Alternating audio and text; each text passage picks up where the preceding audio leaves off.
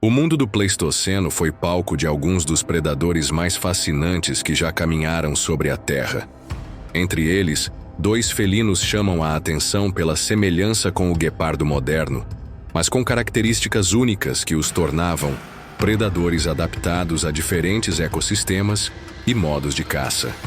Estamos falando do Acinonyx pleistocaenicus, conhecido como o guepardo colossal, e do Miracinonyx trumani, muitas vezes referido como o guepardo americano. Mas se essas duas feras se enfrentassem em combate direto, quem sairia vencedor? Neste confronto hipotético, vamos mergulhar nas características físicas, comportamentais e ecológicas de cada espécie, para entender qual delas teria a vantagem. O Acinonyx pleistocaenicus era uma verdadeira aberração dentro do gênero Acinonyx. Enquanto o guepardo moderno, Acinonyx jubatus, pesa em média cerca de 45 a 65 quilos, o Pleistocaenicus podia atingir impressionantes 190 quilos, superando até mesmo os leões africanos em massa corporal. Essa gigantesca versão do guepardo moderno possuía mandíbulas mais robustas e caninos maiores, o que indica uma capacidade de causar danos consideráveis em combate corpo a corpo. Ainda que compartilhasse algumas adaptações de corrida com seus parentes modernos, como um corpo aerodinâmico e membros longos, sua anatomia indica que não era um velocista puro. Isso o torna um predador mais versátil, capaz tanto de emboscar quanto de perseguir presas em velocidades consideráveis. Ao seu lado, temos o Miracinonyx trumani, o guepardo americano. Apesar da alcunha, os estudos mais recentes demonstram que as semelhanças com o guepardo africano são mais fruto de convergência evolutiva do que de parentesco direto. O Miracinonyx retinha garras totalmente retráteis, ao contrário do guepardo moderno, que possui garras semi-retráteis, especializadas para dar tração em altas velocidades. Isso já aponta para uma diferença fundamental. O Miracinonyx não era um corredor extremo. Estudos do crânio revelam uma abertura nasal e seios paranasais que não favoreciam a hiperventilação necessária em corridas longas. Sua estrutura, corporal e articular, lembra mais o puma, com habilidades de perseguição em curta distância e capacidade de emboscada e agarramento de presas com as patas dianteiras. O cérebro do Miracinonyx também revela aspectos curiosos. Seu sistema visual era mais apurado que o do puma, mas menos especializado do que o do guepardo moderno. Isso sugere que ele era um caçador visual, mas que não dependia da velocidade para capturar suas presas. Seu território incluía regiões como o Grand Canyon durante o Pleistoceno, um ambiente de terreno acidentado, rochoso e com variação de altitude. Isso torna evidente que ele era adaptado a terrenos complexos, onde emboscadas e perseguições curtas seriam mais eficazes do que corridas em campo aberto. Já o Acinonyx pleistocaenicus, embora maior, não estava limitado aos terrenos abertos, como o guepardo atual. Estudos sugerem que ele também poderia operar em ambientes com vegetação mais densa ou mesmo em áreas montanhosas. Sua combinação de força bruta e alguma capacidade de velocidade o transformava em um predador altamente versátil, capaz de se adaptar a diferentes cenários de caça.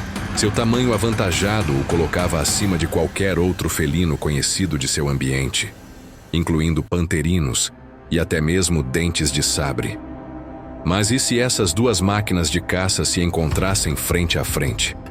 O que aconteceria em um combate direto entre eles? Vamos considerar alguns fatores cruciais. O primeiro é a força física. Aqui, o Acinonyx pleistocaenicus leva vantagem esmagadora. Com até 190 quilos de pura massa muscular, ele supera facilmente o Miracinonyx, que estima-se pesava entre 70 e 100 quilos. Em termos de força de mordida, os caninos mais longos e mandíbulas mais espessas do Pleistocaenicus indicam uma capacidade de morder e rasgar carne mais eficaz, podendo causar ferimentos devastadores em um único golpe. O segundo fator é a velocidade e mobilidade. Embora nenhum dos dois felinos seja um corredor tão especializado quanto o guepardo moderno, ambos possuem adaptações para perseguições. O Pleistocâenicus tinha membros longos e flexíveis, o que lhe conferia boa velocidade para seu tamanho.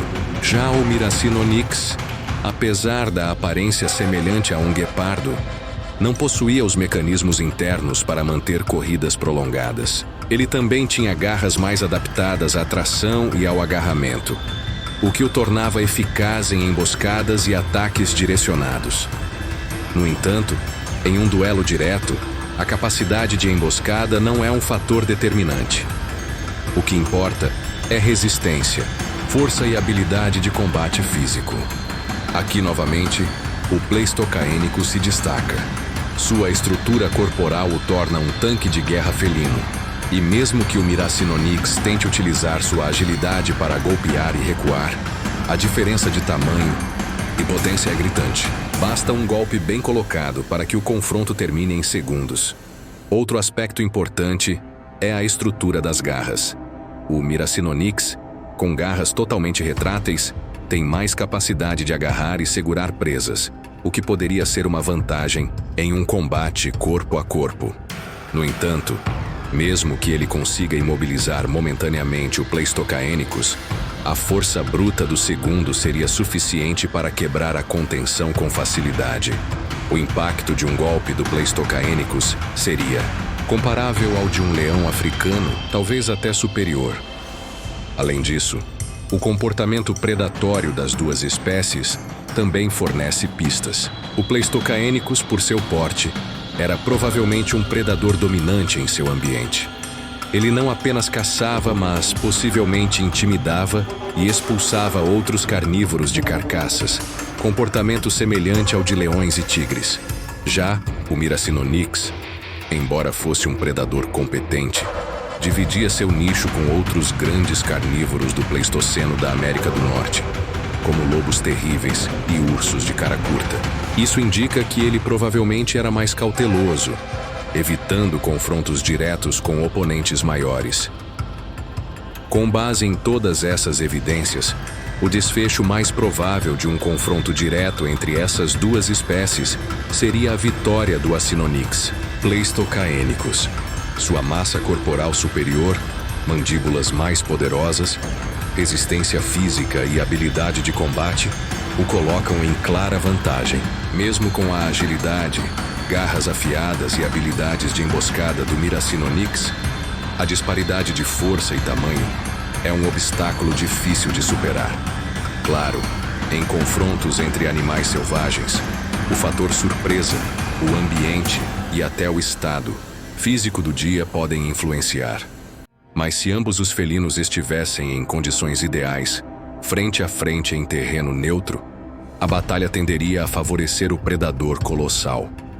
Este duelo imaginário entre o maior guepardo já conhecido e o lendário predador americano serve como um lembrete de como a evolução moldou predadores para diferentes funções e ambientes. Enquanto um era uma força bruta em forma de felino, o outro era um mestre da perseguição furtiva e emboscada. Ambos desapareceram com o fim do Pleistoceno, vítimas das mudanças climáticas e da expansão humana. Mas seu legado continua vivo, nas ossadas que contam histórias de caçadas, batalhas e estratégias de sobrevivência.